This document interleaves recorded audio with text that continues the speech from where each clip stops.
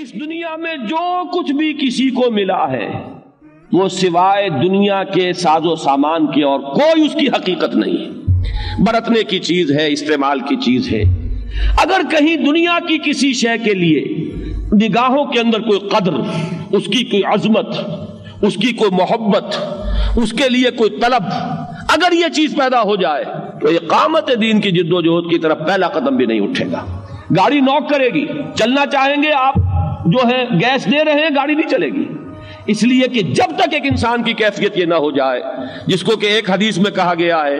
کہ دنیا و ما فیہا مچھر کے پر کے برابر نظر آئے۔ یہ بات جو حضور نے استعمال فرمائی کہ اللہ کی نگاہ میں اس دنیا و ما فیہا کی حیثیت مچھر کے پر کے برابر بھی نہیں ہے، اگر ہوتی تو وہ کسی کافر کو یہاں سے ایک گھونٹ پانی کا بھی نہ دیتا۔ یہاں کافر ہیں اور دنیا میں عیش کر رہے ہیں، مزے کر رہے ہیں، ساز و سامان ہے، لمبی لمبی کاریں ہیں، مشرکین ہیں، اللہ کے باغی ہیں، اللہ کو گالیاں دینے والے ہیں، شریعت کا مذاق اڑانے والے ہیں، استہزاء کرنے والے ہیں، سنت کا مذاق اڑانے والے ہیں۔ دنیا میں ان کے لیے ریل پیل ہے، ساز و سامان ہے، کوٹھیاں ہیں، کاریں ہیں، کیا نہیں ہے۔ معلوم یہ ہوا کہ اللہ کا، اگر یا تو یوں کہیے کہ اللہ کو ان سے پیار ہے، ان سے محبت ہے، اللہ نے اتنی قیمتی چیزیں ان کو دے دی ہیں۔ اللہ کہتا ہے کہ میری نگاہ میں تو ان کی مچھر کے پر کے برابر وقت نہیں ہے، میں نے یہ سب کچھ اس لیے دے دیا ہے، یہ سب کاٹ کباڑ ہے، اس کے سوا کچھ نہیں۔ یہ تو تمہاری اپنی جو ہے ویلیو سٹرکچر تمہارا ہے، تمہاری نگاہوں میں ان شے کی جو ہے ان اشیاء کی عظمت ہے، ہماری نگاہوں میں ان کی کوئی قدر و قیمت نہیں۔ ہماری نگاہ میں قدر و قیمت آخرت کی ہے۔ اور جب تک ایک بندہ مومن کا اپنا سوچنے کا انداز بالکل اس خدائی جو ہے ایک معیار اس کے ساتھ بالکل مکمل نہ ہو، لیکن ہم آہنگ تو ہو جائے، اس کے ساتھ اس کے ایک ہم آہنگی کی کیفیت پیدا ہو جائے، اگر یہ نہیں ہوگا تو اقامت دین کی جد و جہد میں انسان سمجھے گا کہ میں لگا ہوا ہوں، ساری کوشش ہو رہی ہوگی اپنے مال بڑھانے کی، اپنے ساز و سامان میں اضافے کی، اپنے سٹیٹس کو بڑھانے کی،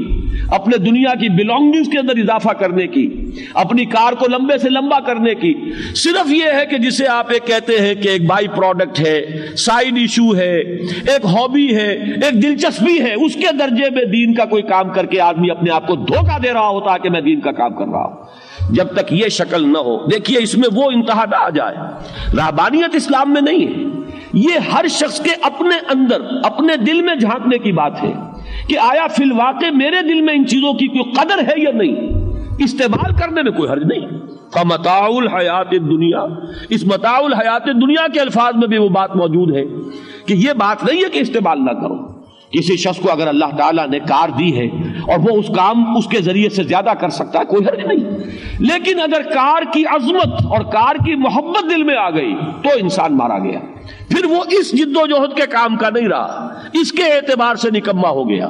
تو جب تک یہ کیفیت انسان کے باطن کی نہ ہو جائے، اور یہی ہے جسے کہ ویسے میں بعض حضرات مجھ پر اعتراض کیا کرتے ہیں کہ تم میرے پاس آتے ہیں بڑے لمبے لمبے خطوط، تم نے حضرت مسیح کے بارے میں یہ کہہ دیا، تم نے انجیل کے بارے میں یہ کہہ دیا، لوگ گمراہ ہو جائیں گے۔ تو میری بات اصولی طور پر جان لیجئے، میرے نزدیک جہاں تک تو شریعت کا تعلق ہے، حلال اور حرام، اس میں کہیں سے دلیل نہیں لا سکتے سوائے کتاب اور سنت کے، لیکن حکمت کا جہاں تک تعلق ہے، اس حکمت کے بارے میں تو حضور کی اپنی حدیث ہے، الحکمت ضالۃ المومن هو احق بها حیث وجدها، مومن کی گمشدہ متاع کے مانند ہے، جہاں سے ملے لپٹ کر لو۔ وہ اگر آپ کو حکمت جو ہے، آپ کو معلوم ہوگا سقراط نے کہا تھا جب اس سے پوچھا گیا تم نے عقل کس سے سیکھی، اس نے کہا میں نے بے عقلوں سے عقل سیکھی۔ ان کے رویے کو دیکھ کر جب مجھے محسوس ہوا ایک شخص یہ کام غلط کر رہا ہے تو تنبیہ ہو گئی مجھے کہ اب میں یہ کام نہیں کروں گا، لہذا میں نے تو بے عقلوں سے عقل سیکھی ہے۔ اس اعتبار سے اپنے ذہن کے دروازوں کو بند نہ کیجیے۔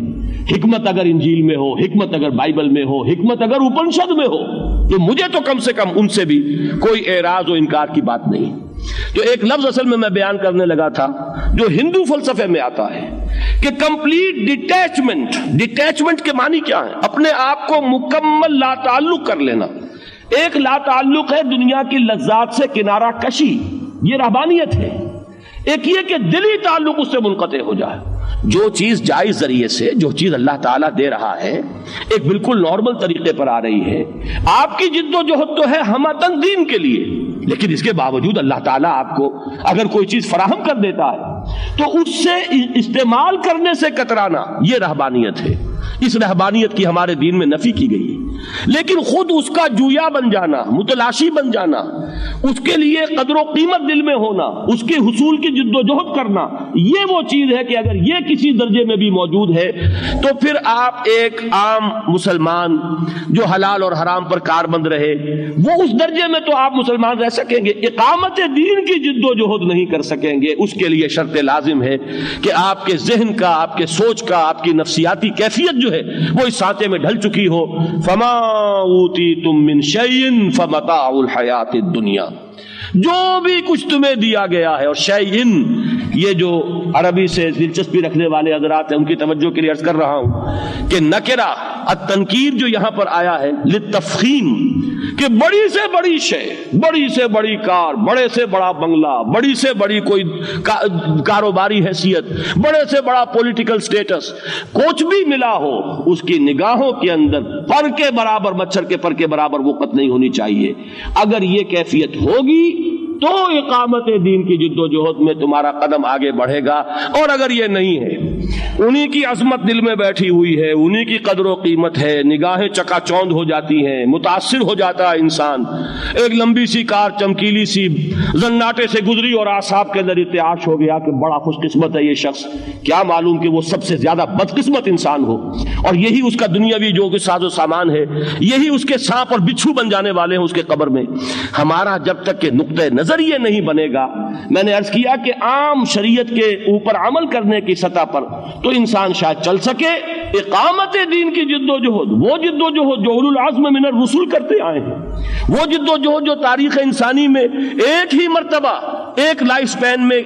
تکمیل کے مرحلے تک پہنچی ہے، اور وہ محمد الرسول اللہ صلی اللہ علیہ وسلم کی مثال ہے۔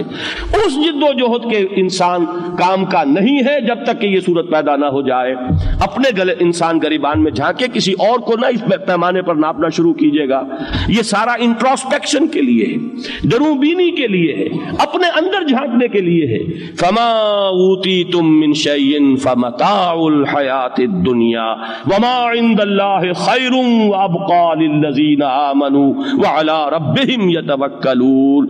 جو بھی کچھ تمہیں دیا گیا ہے جان لو کہ وہ دنیا کی زندگی کا برتنے کا ساز و سامان ہے، برتو، استعمال کرو، اس سے زیادہ اس کے ساتھ دلی تعلق نہ ہو۔ بڑی پیاری حدیث ہے حضور کی جس میں کہ آپ نے اس نقشے کو بیان کیا ہے، مالی ولد دنیا، مجھے تمہاری اس دنیا سے کیا سروکار، انما مثلی کراکب استظل تحت شجرۃ ثم راح فترکها، میری مثال اس سوار کی سی ہے، وہ مسافر، وہ سوار ہے، سفر کرتے ہوئے کسی درخت کے نیچے تھوڑی دیر کے لیے سستانے کے لیے بیٹھ جاتا ہے، پھر وہ اس درخت کو چھوڑتا ہے اور اپنا راستہ لیتا ہے، وہ اس کا گھر نہیں، اس کی منزل نہیں، اس کا ٹھکانہ نہیں۔ تو اس سے زیادہ مجھے تمہاری اس دنیا سے دلچسپی نہیں۔ یہ کسی نہ کسی درجے میں یہ نہیں کہتا کہ حضور کے درجے میں یہ پیدا ہو جائے گی، یہ میں نہیں کہتا کہ صحابہ کرام کے درجے تک پیدا ہو جائے گی، ویسے یہ میں نہیں کہتا کہ ناممکن ہے، اللہ تعالیٰ جس کو دینا چاہے دے، لیکن ہماری سوچ کا انداز یہ ہوگا کہ وہاں تک پہنچنا تو بہت مشکل، لیکن یہ کہ اس کسی نہ کسی درجے میں اس کے کوئی عکس، اس کا کوئی اثر، اسی کا کوئی نقش جو ہے ہمارے قلب کے اوپر ہوگا تو اس میدان میں پہلا قدم اٹھے گا، ورنہ نہیں۔ فما اوتیتم من شیء فمتاع الحیات الدنیا وما عند اللہ خیر وابقی للذین آمنوا وعلی ربہم یتوکلون، جو کچھ اللہ کے پاس ہے وہ بہت بہتر بھی ہے اور باقی رہنے والا ہے،